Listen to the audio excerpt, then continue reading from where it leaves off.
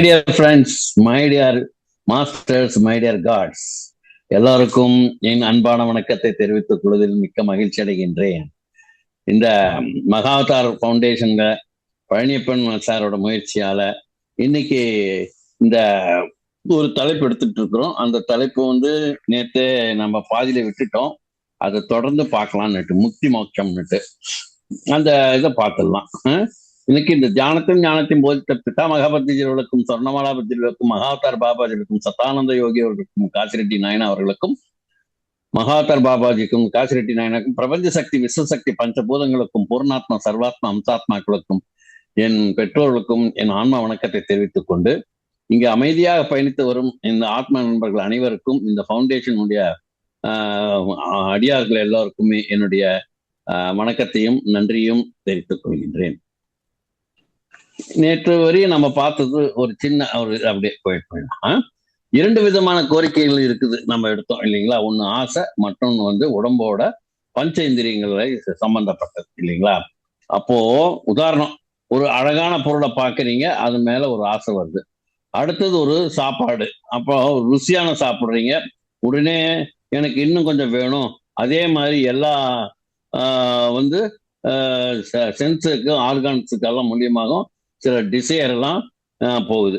பாடிக்கு டிசையர் ஆகுது, emotions desire ஆகுது, மென்டல் டிசையர் ஆகுது, இன்டலெக்சுவல் டிசையர் ஆகுது. ஸோ ஆக இந்த டிசையர் எல்லாமே 2 விதமாக பார்க்கலாம் இல்லைங்களா. இது ஆன்மாவை சார்ந்தது, 2வது உடம்பை சார்ந்தது. ஏன்னா இது ஒரு டஃப்பான சப்ஜெக்டுங்க. ஒரு முறை கேட்டா நமக்கு ஈஸியா அண்டர்ஸ்டாண்ட் ஆகாது. அதுவும் நம்ம பிரதீப் விஜய் சார் ரொம்ப பிரமாதமா சொல்லி இருக்கிறாரு எல்லாத்தையுமே. அதை நம்ம கரெக்டா நான் ஒரு ஸ்டெப் பை ஸ்டெப்பா நான் எடுத்துட்டு போயிட்டு இருக்கிறேன். இப்போ நாம இந்த ஜென்மம் எதுக்கு எடுக்கணும், இந்த உலகத்துல ஏன் வந்தோம் ஆச்சுங்களா.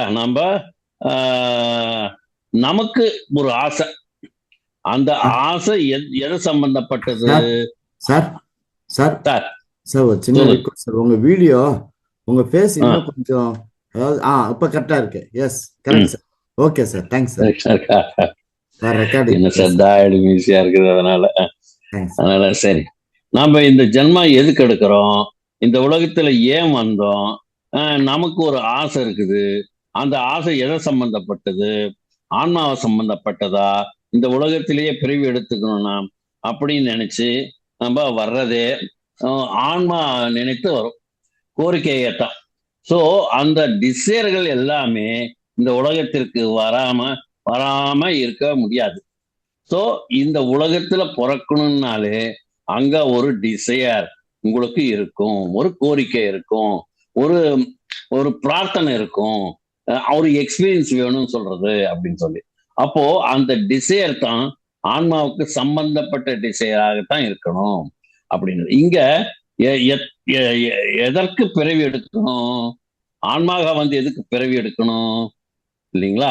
மரணம் என்பது நிச்சயம் இல்லைங்களா. யார் ஒருத்தர் இந்த உலகத்துல எப்படியாப்பட்ட ராஜாவா இருந்தாலும், அதே அந்த நாட்டுல வேலை செய்யற ஒரு சாதாரண தொழிலாளியா இருந்தாலும், அது பிறந்தவங்க எல்லாத்துக்கும் மரணம் என்பது நிச்சயம் அப்படின்னு தெரிஞ்ச பிறகு கூட எதுக்கு இந்த பிறவி எடுக்கணும் அப்படின்னா, இது ஒரு சூட்சமா இருக்குது. அது என்னன்னா, இது ஒரு ஸ்கூலு.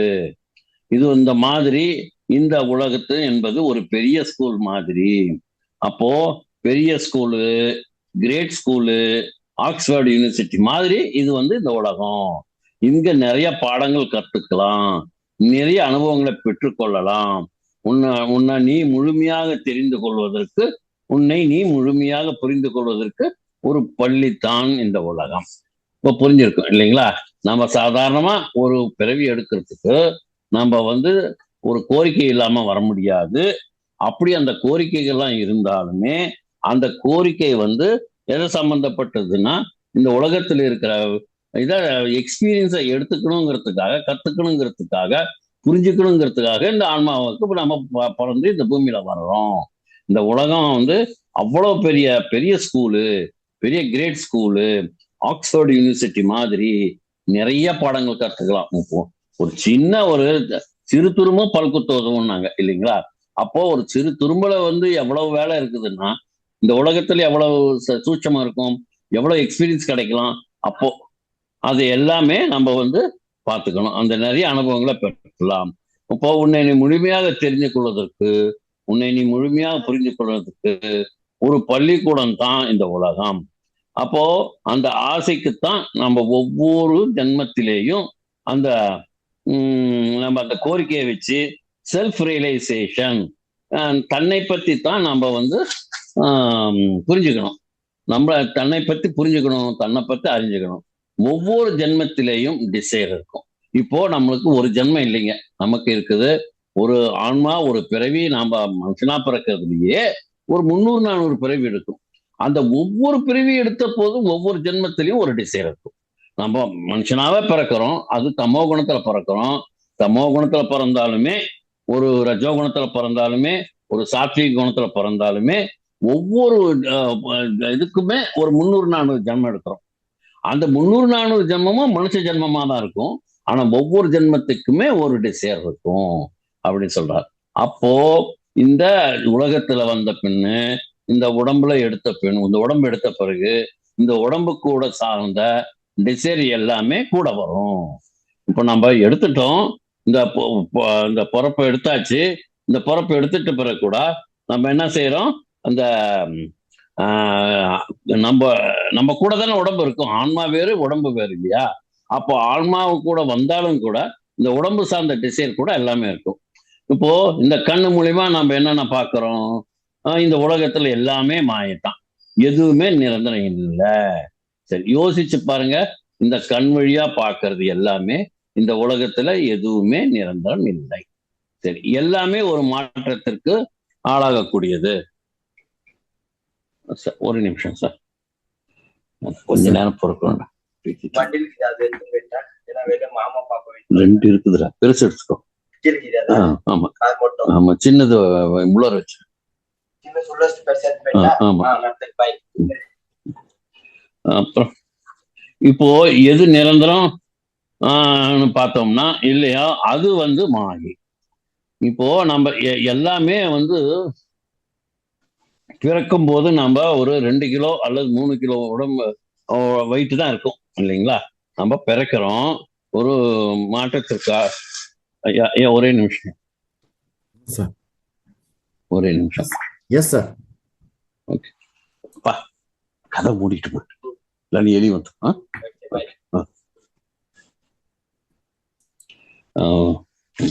கெஸ்ட் வந்துட்டாங்க. அதனால எல்லாமே ஒரு மாற்றத்திற்கு ஆளாகக்கூடிய ஒரு விஷயம்தான்.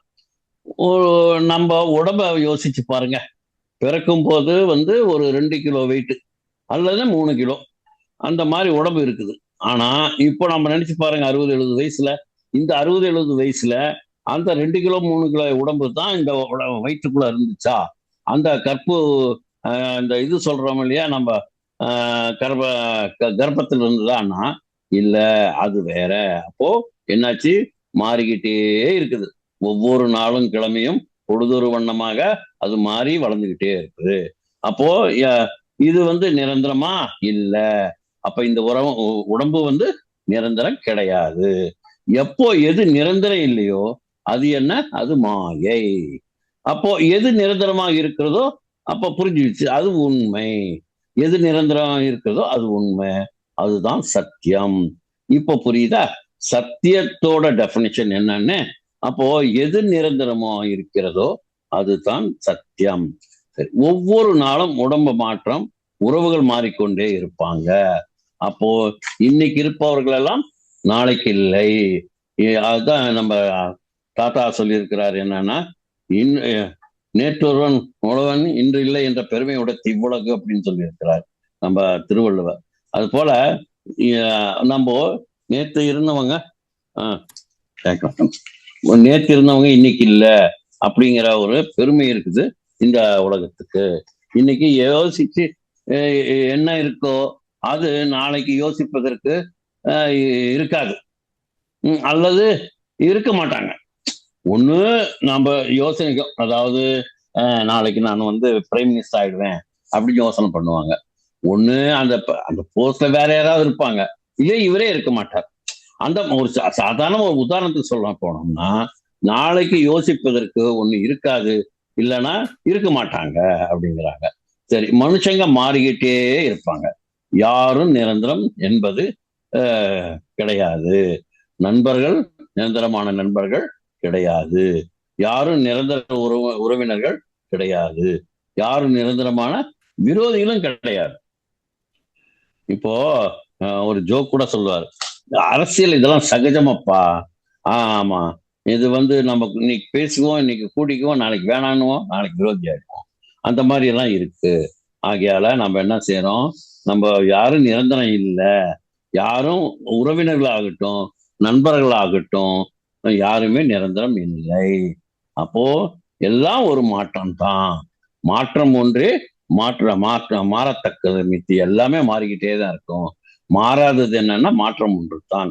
அந்த மாற்றம் ஒன்று மித்தி எல்லாமே மாறிக்கிட்டே தான் இருக்கும். எல்லாமே ஒரு மாற்றம் தான்.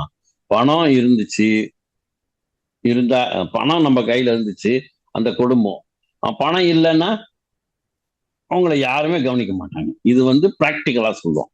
இப்போ நம்ம வந்து ஒரு பொசிஷன் போயிடுச்சுன்னா நம்ம பொசஷனும் போயிடும். நம்ம ரிட்டையர் ஆகிற வரையும் நமக்கு வந்து வந்த உடனே சூடா காஃபி கொடுப்பாங்க. ரிட்டையர் ஆயிட்டோம்னா நம்ம கேட்டாலும் கிடைக்காது. அது எப்போ வருதோ அப்ப நம்ம சாப்பிடணும். அப்போ என்ன ஆகுதுன்னா, அந்த பணங்கிறது வந்து ஒரு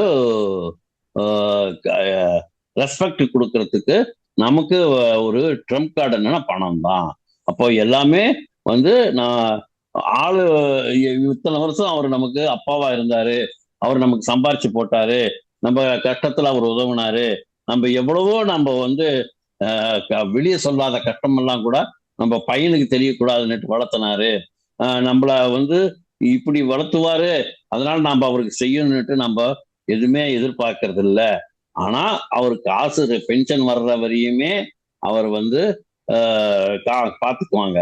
சப்போஸ் பென்ஷன் வரல அப்படின்னா அவரை வந்து உதாசீனப்படுத்திடுவாங்க. இப்ப பணம் இல்லை என்றால் ஒண்ணுமே இல்லை. நம்மள யாருமே குடும்பத்துல ஒரு ஆளா கூட மதிக்க மாட்டாங்க அப்படிங்கிறார். அப்போ யோசிச்சு பாருங்க, பணம் இல்லைன்னா நீங்க ஒரு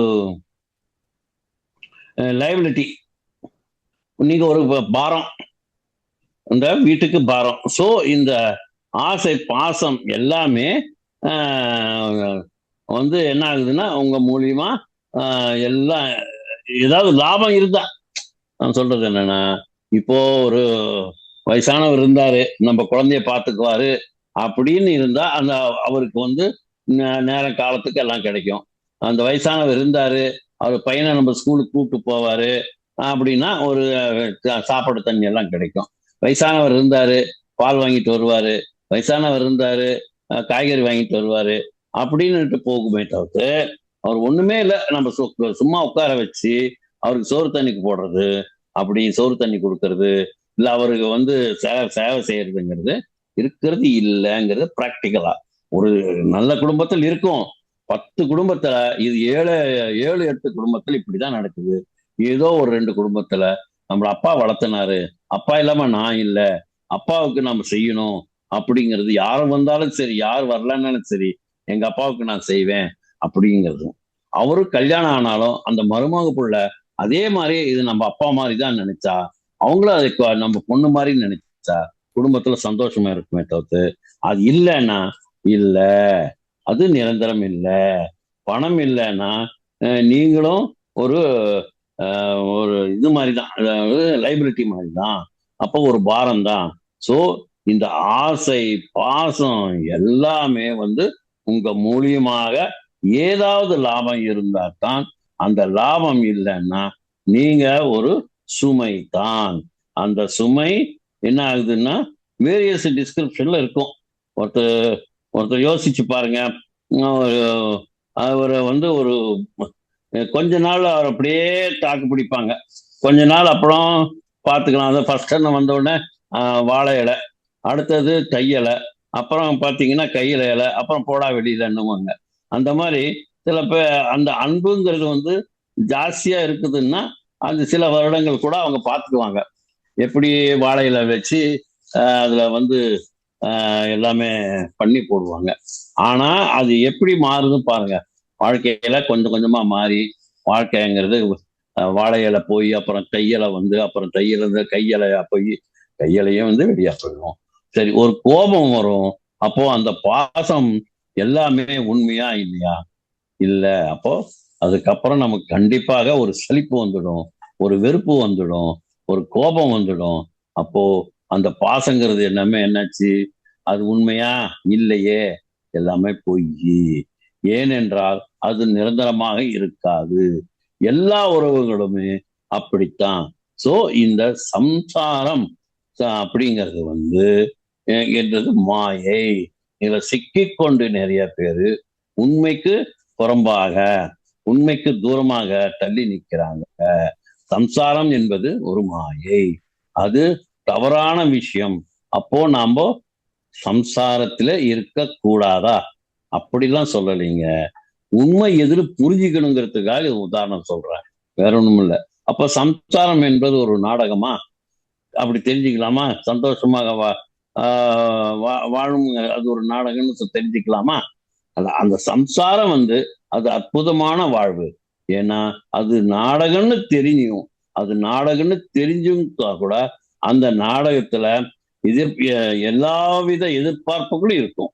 எல்லா விதமான ஃப்ரெண்ட்ஷிப் ஃப்ரஸ்ட்ரேஷன்ஸ் எல்லாம் இருக்கும். இது வெளியில இருக்கிற ரிலேஷன்ஷிப்பு கூடத்தான் நீங்க வேலை செய்யற இடத்துல உங்களோட ஃப்ரெண்ட்ஸு, உங்களோட நெய்பர்ஸு ஆக யாருமே இங்க நிரந்தரம் கிடையாது. இத புரிஞ்சுக்கணும். இத புரிஞ்சீங்கன்னா நீங்க வந்து மோட்சத்துல இருக்கிறன்னு அர்த்தம். அந்த அங்க அர்த்தம். இப்ப கூட நீங்க ஒரு கேள்வி கேட்கலாம். எப்படி சார் எல்லாமே இது மாயம் என்ன? அப்ப ரொம்ப கஷ்டமா இருக்குமே. வாழ்க்கை எல்லாமே ஒரு போலியா, ஒரு பொய்யா? நான் குடும்பம் தான் நிஜம் நினைச்சு வாழ்ந்துகிட்டு இருக்கேன். இப்போ அதுவும் பொய்யாயிடுச்சே. அப்போ எதுக்கு வாழணும்? அப்படிங்கிற சில பேர் எல்லாம் கேட்கலாம். அப்படி சில பேர் கேட்கலாம். கொஞ்சம் புரிஞ்சுக்கோங்க மை டியர் ஃப்ரெண்ட்ஸ். நான் வந்து உங்களை வைராகியத்தில் போகிறதுக்காகத்தான் இதை நான் சொல்றல. வைராகியம் என்றது எப்பவுமே இருக்கக்கூடாது. உண்மை எது, மாயை எது, எது இந்த இரண்டையுமே உங்களை வந்து கிளியராக புரிஞ்சுக்குவாங்கிறீங்களோ அந்த உண்மையை தான் நம்ம வந்து கிளியரா புரிஞ்சுக்கிட்டா உங்களோட எனர்ஜி, உங்களோட அட்டென்ஷன் எல்லாமே வந்து உண்மை பாதையில் இருக்கும். இந்த மாயை தான் பாதையை வந்து நீங்க ரசிப்பீங்க. ஏன்னா ரசிப்பீங்கன்னா இது மாயைன்னு தெரிஞ்சுக்கணுங்க. இது இந்த நொடியில மட்டும்தான் இருக்கும். அடுத்த நொடியில என்ன ஆகுன்னு தெரியாது. இந்த நொடி மட்டும்தான் அப்படின்னு இருந்தா அது மாயை. அது தெரிஞ்சுக்கிறது அப்படின்னு சொல்றாரு. இப்போ நீங்க ரொம்ப ப்ரீசியஸா ஃபீல் பண்றது அற்புதமான இந்த முழுமையான இந்த மாயை நீங்க புரிஞ்சுக்கிட்டீங்க. உண்மை எதுன்னு தெரிஞ்சுக்கிட்டீங்க. சத்தியம் எதுன்னு தெரிஞ்சுக்கிட்டீங்க. இந்த உலகத்துல நம்ம எப்படி வாழணும்னு தெரிஞ்சுக்கிட்டீங்க. யாருகிட்ட நம்ம எப்படி பிஹேவ் பண்ணாலும் நம்ம கிட்ட வந்து பைசா இல்லைன்னா நம்மளை யாரும் மதிக்க மாட்டாங்கன்னு தெரிஞ்சுக்கிட்டீங்க. இப்போ இது எல்லாமே நம்ம வந்து சொர்க்கத்துக்கு முக்திக்கு மார்க்கத்துக்கு ஒரு வழி அப்படின்னு சொல்றாங்க. உடம்பு சரியில்லைனாலும் நம்ம துக்கம் இருக்குன்னு அர்த்தம். வியாதி வந்தாலும் துக்கம் இருக்குன்னு அர்த்தம். வயசானாலும் துக்கம் இருக்குன்னு அர்த்தம். சொத்து சம்பாதிச்சாலும் துக்கம். சொத்து இல்லைன்னா இல்லாங்கட்டாலும் துக்கம். சரி, சம்பாதிச்சதை கொடுத்த சொத்தை காப்பாற்ற முடியலனாலும் துக்கம். அப்போ துக்கம்ங்கிறது என்ன, நம்மளை கைவிட்டு போனாலுமே துக்கம்தான். ஸோ இது போன்ற துக்கத்தில் இருந்து வெளியே வரணும்னா என்ன செய்யணுங்கிறது தான் இப்போ நம்ம பார்த்தோம். ஆக அந்த துக்கம்ங்கிறது வந்து பர்மனண்ட் கிடையாது. மாயைங்கிறது வந்து பர்மனண்டா கிடையாது. எல்லாமே உண்மை இல்லை. எதுலையுமே சத்தியம். எது உண்மையோ அதுதான் சத்தியம். எது சத்தியம் அதுதான் உண்மை அப்படின்னு சொல்றோம். இப்போ நம்ம எதிர்பார்த்தது நடக்கலைன்னா கூட துக்கம் வந்துடும்.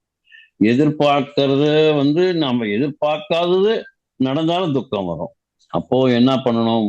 ஒவ்வொரு முறையும் வாழ்க்கையில மாற்றம் வரும்போது நமக்கு துக்கமும் வரும்.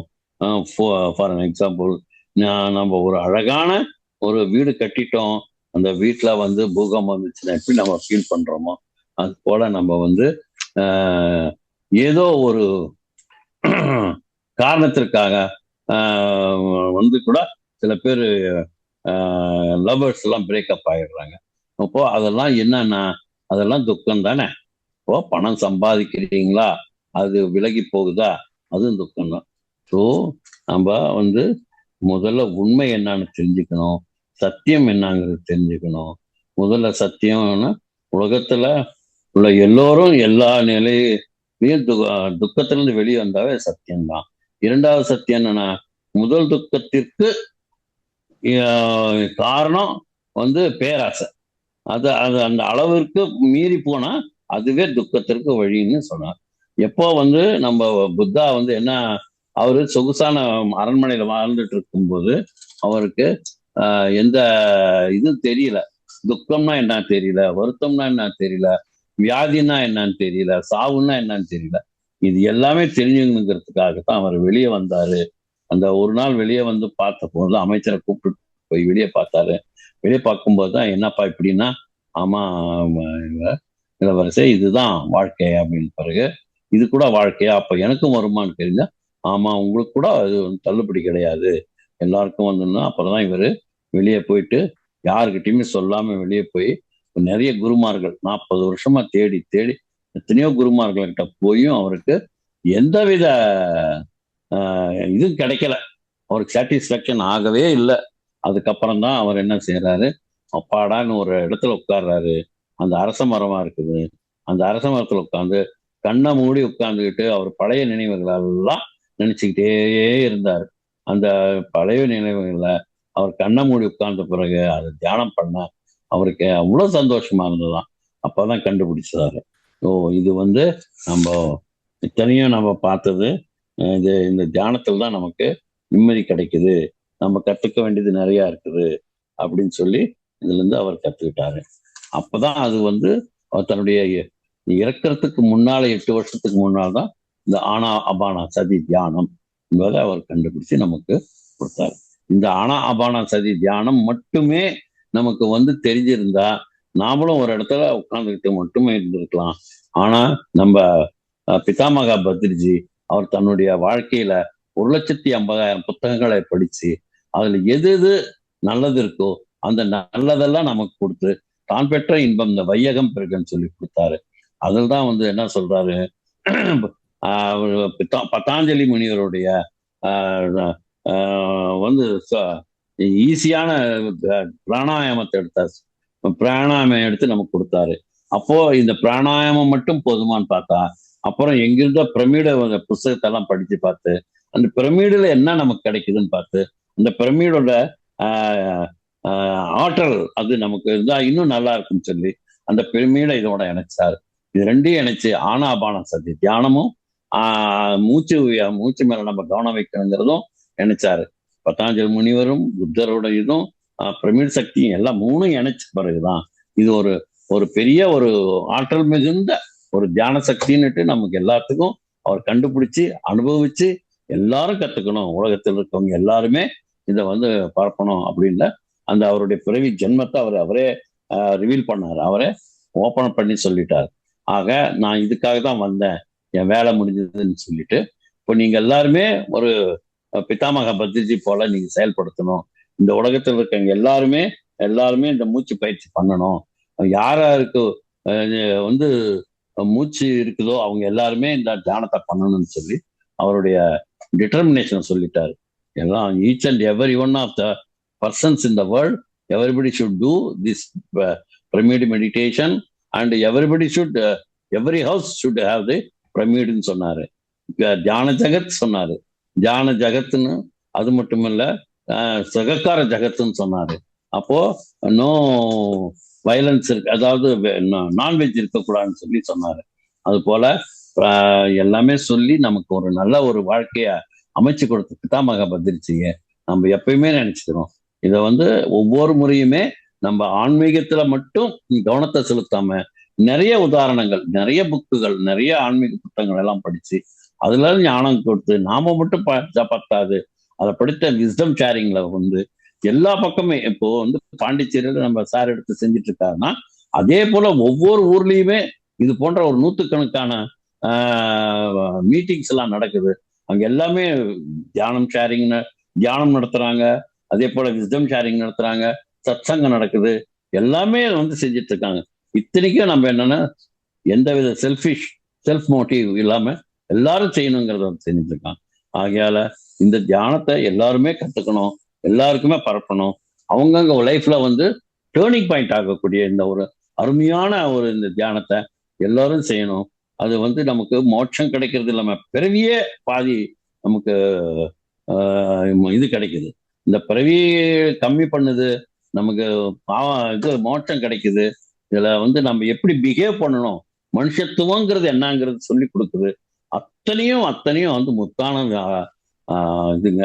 அது எல்லாமே நமக்கு கொடுத்ததுல நம்ம வந்து மறுபடியும் பிதாமக பத்திரிகைகளுக்கு கோடான கோடி நன்றிகளை தெரிவித்துக் கொண்டு, எனக்கு வாய்ப்பை நல்கிய பழனியப்பன் சாருக்கும் ரங்கநாதன் சாருக்கும் மற்றும் அமைதியாக பயணித்து வரும் உங்கள் இந்த மகாவதார் ஃபவுண்டேஷன் மெம்பர் எல்லாருக்குமே என்ன கரம் தாழ்த்தி கரம் கூப்பி வணக்கத்தை தெரிவித்துக் கொள்கின்றேன். மற்றும் ஒரு சப்ஜெக்டுடன் நாளை சந்திப்போமா?